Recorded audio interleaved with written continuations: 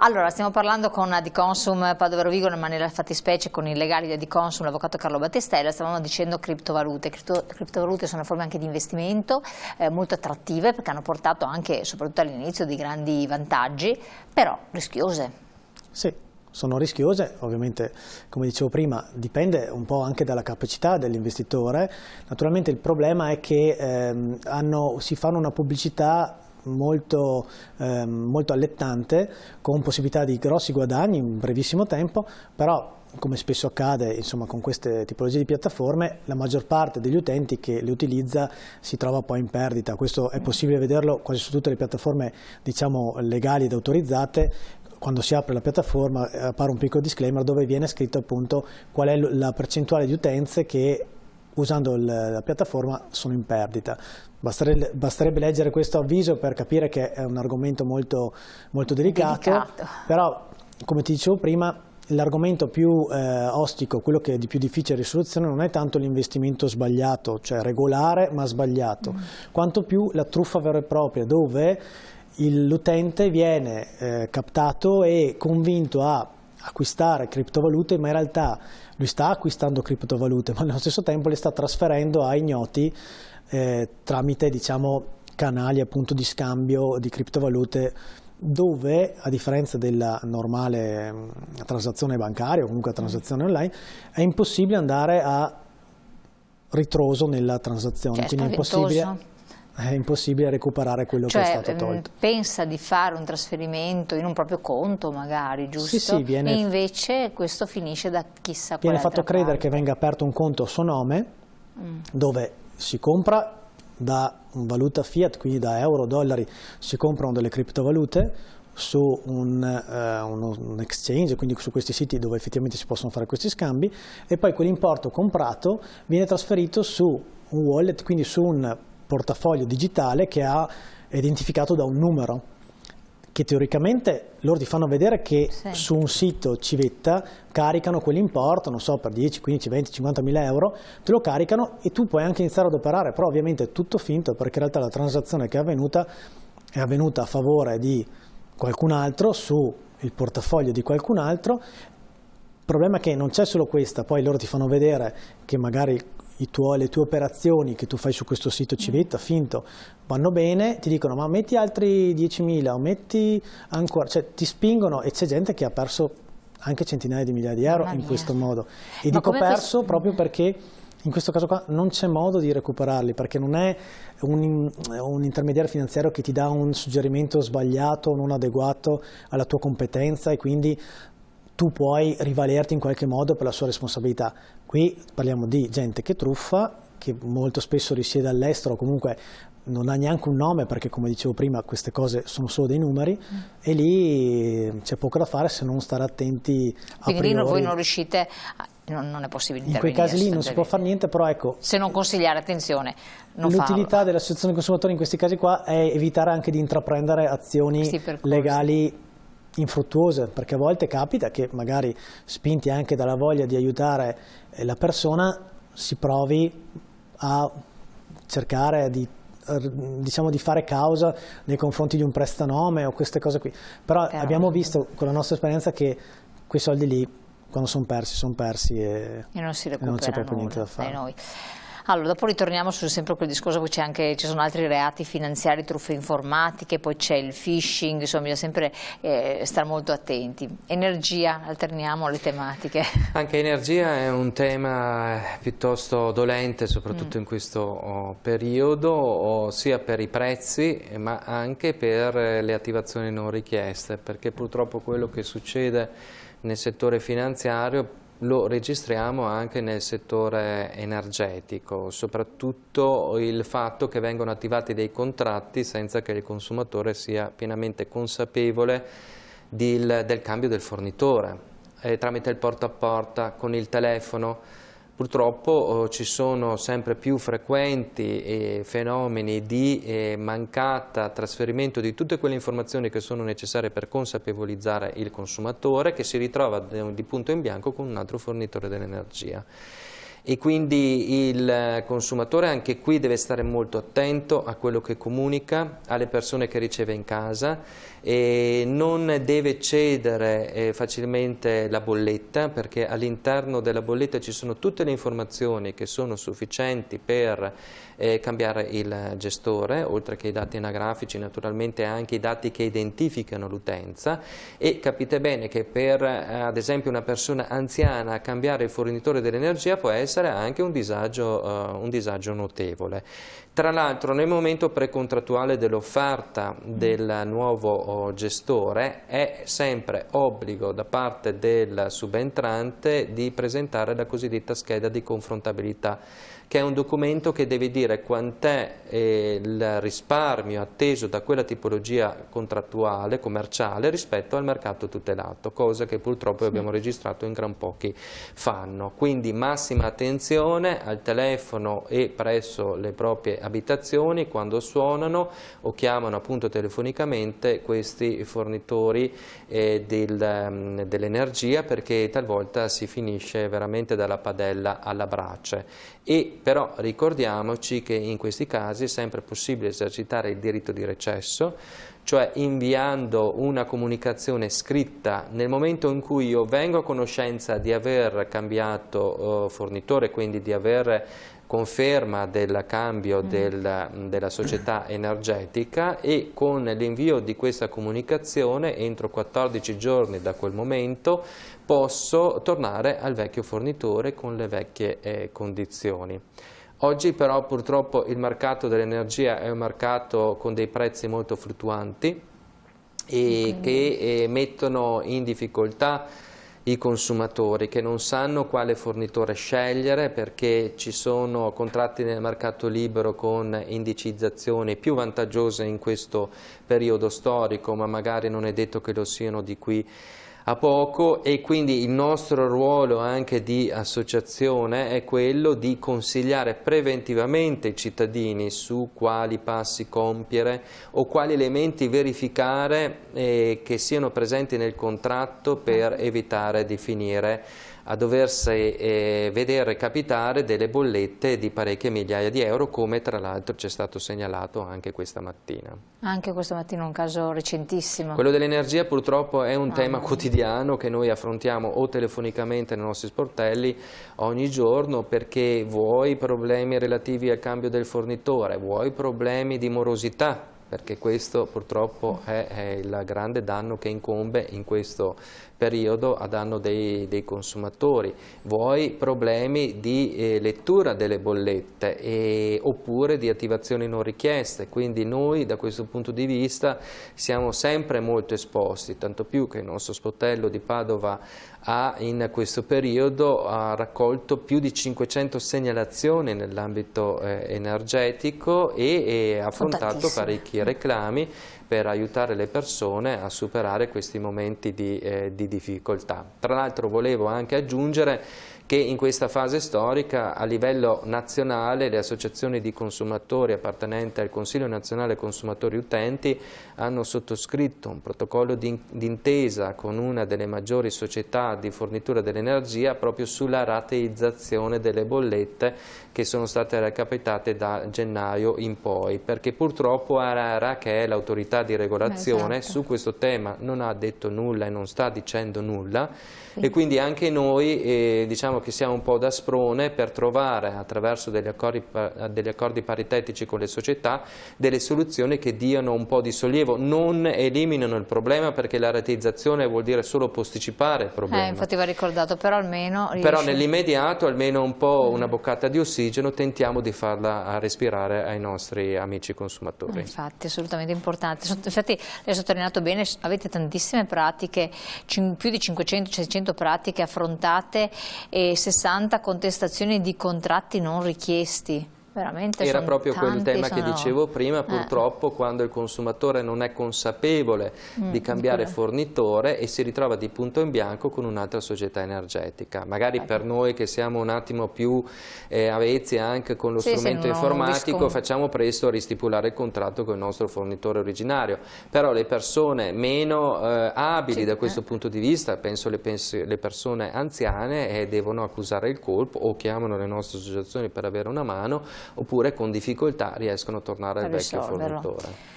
Ai noi. Dall'altra parte ci sono altri reati che riguardano il mondo della finanza via web e truffe o insediamenti vari che ti raggirano senza che te ne rendi conto. Sì, ci sono e sono anche più insidiosi di quelli delle criptovalute, perché come dicevamo prima... Che lì c'è, vabbè, uno si mette in un mondo, esatto. Quindi dovrebbe essere un po' scaltro, insomma. Certo, però quello che più colpisce, diciamo, il comune cittadino, il comune utente oggi, ma oggi ormai da un po' di anni, riguarda appunto quello che viene chiamato phishing in modo molto generico, poi diciamo, si specifica in tecniche più particolari. Il phishing è quella pratica con cui appunto il malintenzionato cerca di carpire le tue credenziali di accesso al conto in banca, quasi generalmente ormai si riguarda solo quello, e accede per poter fare bonifici a suo favore, a favore di terzi, insomma comunque prelevare indebitamente, diciamo, le somme che desidera. Mentre una volta si concretizzava solo con l'invio di una mail dove veniva chiesto l'accesso, e tuttora viene fatto, ancora viene mail fatto, ed è diciamo il classico phishing. Però uno può ovviare, se diventa un po' attento, vede il mittente della mail. Ultimamente diciamo che la gente le persone hanno cominciato a fare più attenzione a questo schema, quindi è più raro che la gente ci caschi. Per questo giustamente i truffatori si sono adeguati alla nuova necessità e hanno inventato nuove tecniche anche, diciamo, da un punto di vista tecnologico più avanzate, con cui riescono a ottenere diciamo, lo stesso scopo, cioè quello di accesso al nostro conto in banca.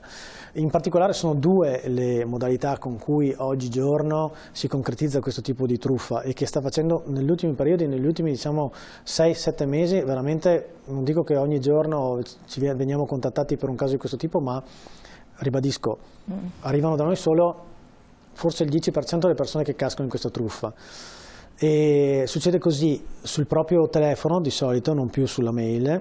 Si viene contattati o telefonicamente con il numero della propria banca oppure direttamente nella chat con cui sul telefono riceviamo i messaggi che servono appunto per Quindi io vedo che mi chiama la banca, perché vedo che il nome della banca che l'ho rimesso in rubrica. Brava, oppure vedo che la chat è quella che normalmente utilizzo per rapportarmi col mio istituto, ci credo, ma cosa devo fare? Dovrei chiamare io nuovamente, però se io chiamo a questo punto chiamo il truffatore?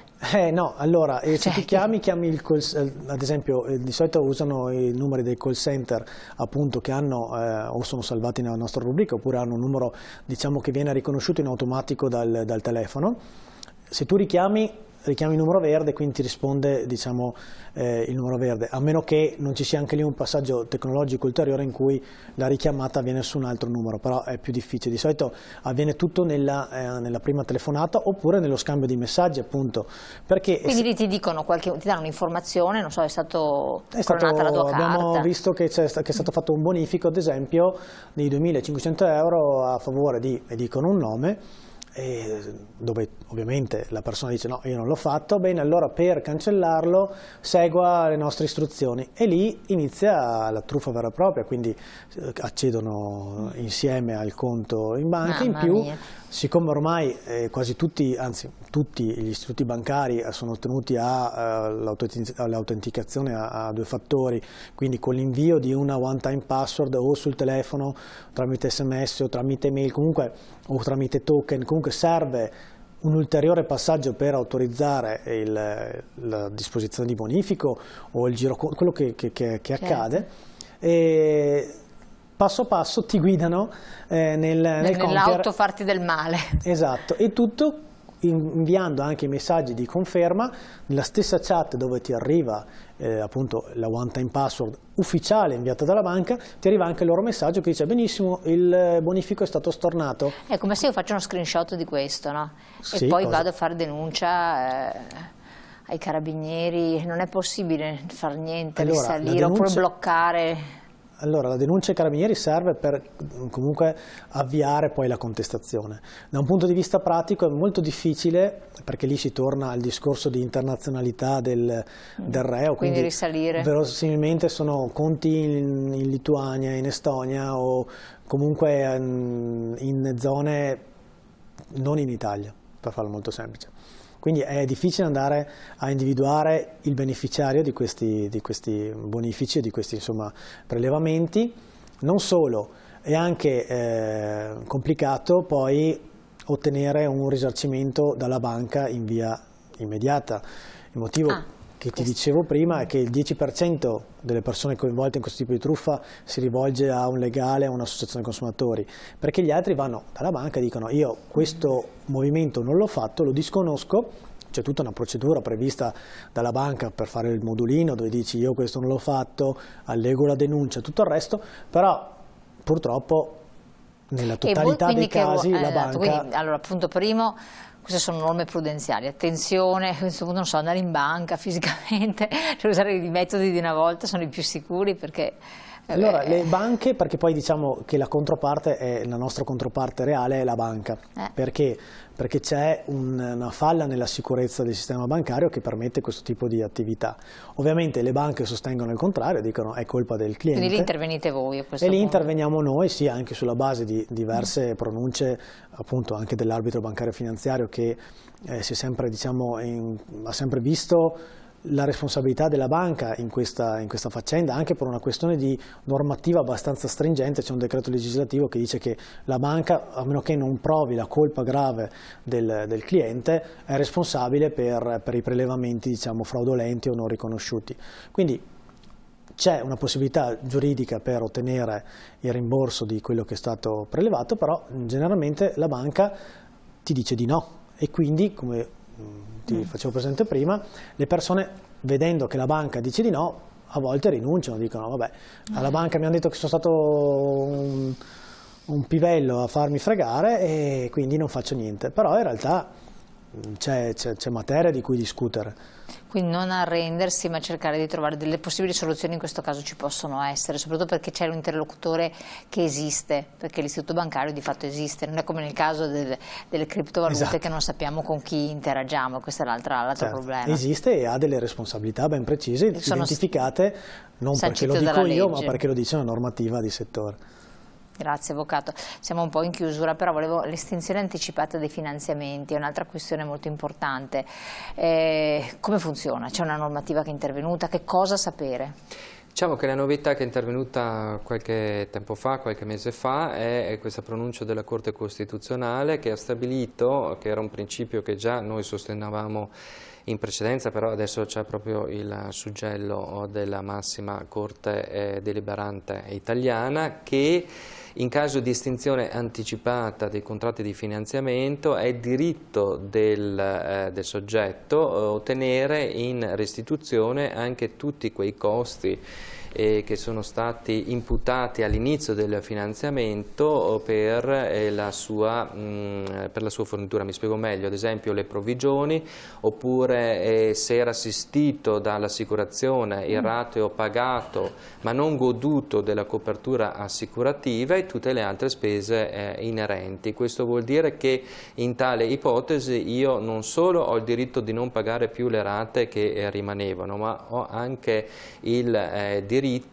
di chiedere che mi vengano restituite queste somme di questi costi per l'estinzione anticipata, che non saranno dei grossi costi, ma comunque che possono essere parecchie centinaia di euro, poi dipende naturalmente da finanziamento a finanziamento, che oggigiorno possono fare la differenza. Quindi tutti i consumatori che oggi estinguono anticipatamente un finanziamento devono sapere che hanno questo diritto, peraltro come dicevo era già conclamato e già affermato in sede di arbitro bancario e finanziario, ma che adesso ha avuto il suggello della Corte Costituzionale.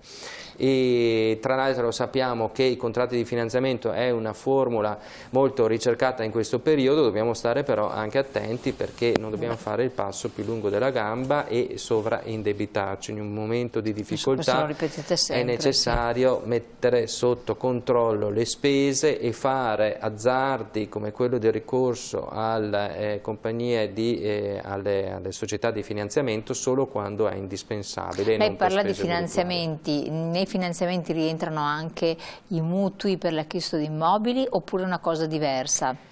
Beh, sì, diciamo quindi che... perché le chiusure anticipate, tanti ci hanno scritto chiedendoci delle chiusure anticipate del mutuo per l'immobile, certo, perché per non tutti... avere più canali aperti probabilmente, se possono mettere dei soldi, magari chiudere penso estinguerlo anticipatamente. Beati loro che ci riescono a farlo, ma comunque sì, il principio è sempre lo stesso e quindi vale anche per tutti i finanziamenti, anche il mutuo alla fine è un finanziamento.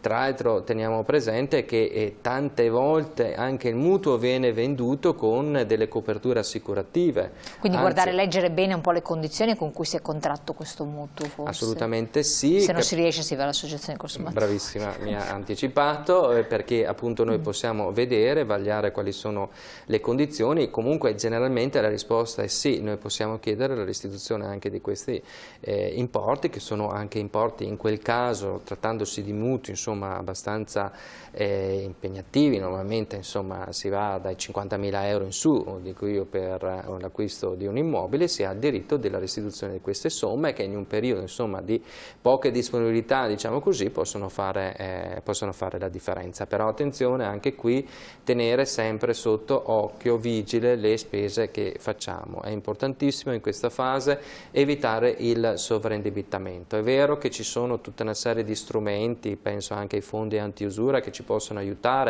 Che sono, ricordiamolo rapidamente perché l'avete spiegato tante volte, però in questo canale non in modo particolare. È uno strumento che dà la possibilità di accedere legalmente ad un credito garantito dal fondo medesimo e che ha una rata con un saggio di interesse molto differente, in difetto, nel senso che è molto inferiore a quello che normalmente si ritrova presso gli istituti bancari. Dà l'opportunità di chiudere tutte le proprie pendenze debitorie, mantenerne solo una con la banca convenzionata con il fondo e quindi risanare la propria posizione. È vero, dicevo che ci sono questi strumenti, però attenzione, sono sempre degli strumenti, diciamo così, clinici ai quali sarebbe meglio non ricorrere. Quindi se noi anticipatamente teniamo sotto controllo le nostre spese, possiamo dire che facciamo la cosa migliore per le nostre sostanze, per il nostro portafoglio. E a questo punto controllare il decalogo bilancio familiare.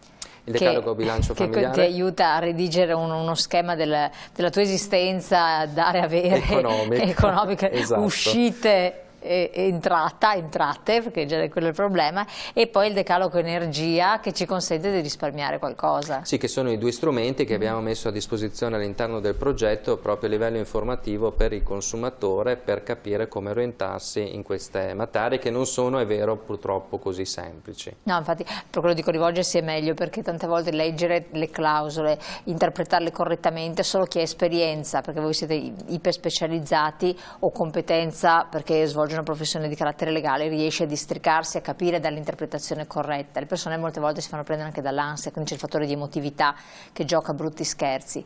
Siamo in chiusura, un consiglio da Presidente a chiusura di questo progetto e poi un consiglio da legale. Ma il consiglio che do io è quello di non come dire, fermarsi di fronte ad una difficoltà.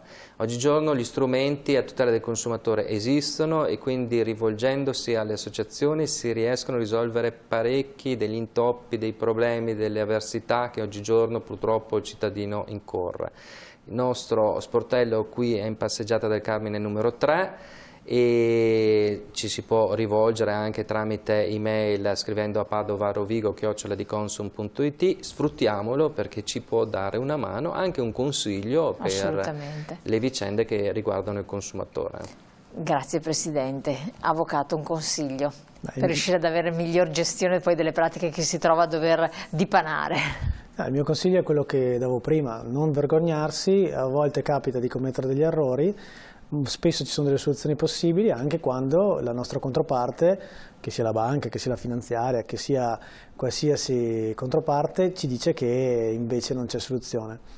Chiedere un consiglio all'associazione dei consumatori in genere è anche abbastanza, diciamo, economico e vale la pena, anche solo per sentirsi dire che effettivamente le cose sono andate così. Non la consulenza, bravo, hai detto una cosa importante, la consulenza può essere significativa. Sì, perché toglie quella sensazione anche un po' di imbarazzo, o comunque sia quel magone che rimane dentro. a volte si può anche sbagliare e aver capito di aver sbagliato aiuta anche a non sbagliare più. Assolutamente. Io la ringrazio di essere stato qui con noi, di averci supportato con questa competenza che ha acquisito. Ringraziamo il Presidente perché ormai è diventato anche molto esperto nel riuscire a raccontare tutte queste cose. Continuano i casi da voi a presentarsi, casi difficili, ne diceva uno oggi, ma ce ne sono. Direi di sì, ogni giorno noi siamo d'altronde sentinelle antenne di quello che succede nel territorio, ma come ci sono i problemi ci sono anche le soluzioni. Ci hanno sollecitato a dirvi che la questione dei carburanti è una cosa quello angosciante. È un tema molto delicato. E dicono, ma perché le associazioni non fanno niente? È un prezzo in aumento e noi facciamo pressing sul governo perché quindi sia sempre più trasparente. Certo, a livello nazionale abbiamo avuto anche degli incontri a livello governativo.